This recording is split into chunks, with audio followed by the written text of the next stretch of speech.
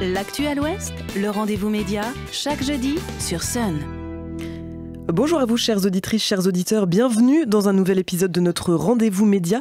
Nous avons le plaisir d'accueillir ce jeudi Marie Bertin, rédactrice en chef du magazine Les Autres Possibles. Bonjour Marie. Bonjour Julia. Le plaisir, je le souligne, puisque nous nous étions quittés en avril dernier, avec en main à l'époque le dernier numéro sous format cartographique qu'on connaissait depuis plusieurs années du magazine des Autres Possibles. Place désormais à un nouveau format, à paraître demain. Un format sous forme de livret, plus conséquent, d'une 30aine de pages. Je le montre à la vidéo pour ceux qui nous regardent en vidéo. Une 30aine de pages, un trimestriel qui témoigne aussi d'une évolution éditoriale, d'une nouvelle proposition pour les lecteurs et lectrices. À quoi ressemble, Marie, donc ce nouveau format, plutôt sur le fond ?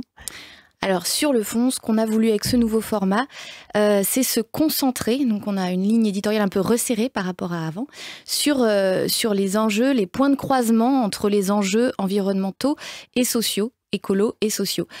C'est déjà quelque chose qu'on faisait un petit peu dans l'ancien format, puisqu'il a toujours été question pour nous de s'intéresser à la fois aux enjeux environnementaux et sociaux, mais on le faisait à travers des initiatives, des projets du territoire qu'on racontait, qu'on présentait. Là, on le fait plutôt de façon plus classique. On quitte un peu le journalisme de solution, comme on disait, pour aller de façon plus classique vers aussi de la problématique. Alors, un premier numéro consacré à l'histoire tourmentée, on va dire, de la centrale de Cordemais. On va y revenir, mais avant, qu'est-ce qui a motivé justement ce choix de sujet, de thématique pour ce premier numéro, nouvelle version ?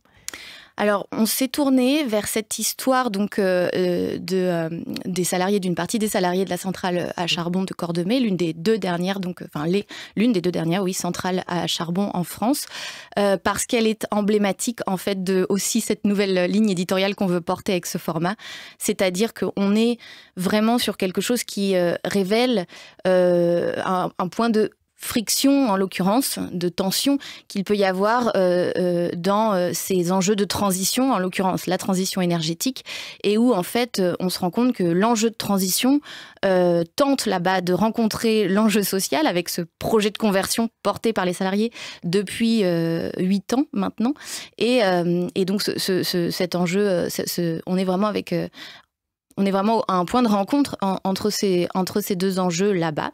Et oui, voilà, on sent que ça patine un peu, quoi. Pour recontextualiser, peut-être sans trop en dire, parce qu'on vous invite à aller lire ce numéro, l'histoire de cette centrale et de ce projet de conversion, qu'est-ce que c'est ?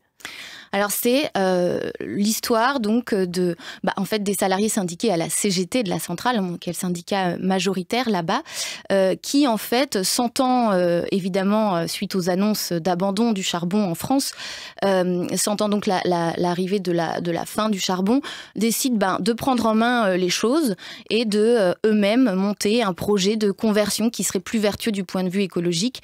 Donc commencent à s'intéresser à la question d'un point de vue technique, un peu de concert entre tous les corps de métier de la centrale, donc à travers pas mal l'impulsion du syndicat CGT, mais aussi au départ de la direction de la centrale, et se tourne, en l'occurrence vers le pellet pour essayer de remplacer progressivement le charbon dans les chaudières de la centrale. Avec une thématique qui percute aussi l'actualité ces dernières semaines ? Oui, c'est ça. C'est un dossier toujours ouvert, toujours en cours, et effectivement, en fait, c'est aussi cette histoire, l'histoire de la lutte donc de ces salariés pour faire valoir leur projet de conversion auprès de leur propre direction, EDF, qui au siège national, c'est vrai, a par 2 fois annoncé l'abandon de ce projet, notamment en 2021 et à nouveau là en ce mois de septembre 2024. Avec une place importante, il faut aussi le souligner, donnée aux témoignages de salariés, de syndicalistes, vous le mentionniez, qui relatent cette histoire à travers aussi leur ressenti et leur vécu personnel. Oui, alors ça, c'était vraiment l'idée de ce format, c'est d'être dans le récit et le témoignage d'abord, avant d'être dans le décryptage ou l'analyse. Donc on commence d'abord par le récit de ce projet et de cette lutte, vraiment en étant avec certaines personnes qui nous racontent de leur point de vue, donc le point de vue des salariés en l'occurrence, cette histoire, ce projet, parce qu'en fait, on veut présenter ces points de croisement, enjeux écolos, enjeux sociaux, à travers ceux qui les vivent. Voilà, et celles qui les vivent. Et ça ouvre de nombreuses questions. Les gardiens de Cordemais, 8 ans de lutte pour la conversion de la centrale à charbon, disponible dès demain en librairie, point de vente partenaire et bien sûr aussi sur abonnement. Toutes les infos, vous les retrouvez sur le site des Autres Possibles. Merci Marie, nous on se retrouve dans quelques semaines, quelques mois pour le prochain numéro. On peut peut-être déjà en dévoiler la grande thématique. Alors la grande thématique du prochain, ce sera sur la façon dont le féminisme peut se déployer en milieu rural. Voilà. À très bientôt, merci Marie. Merci à vous. Le rendez-vous média, en podcast et en vidéo sur myson et lesonunique.com.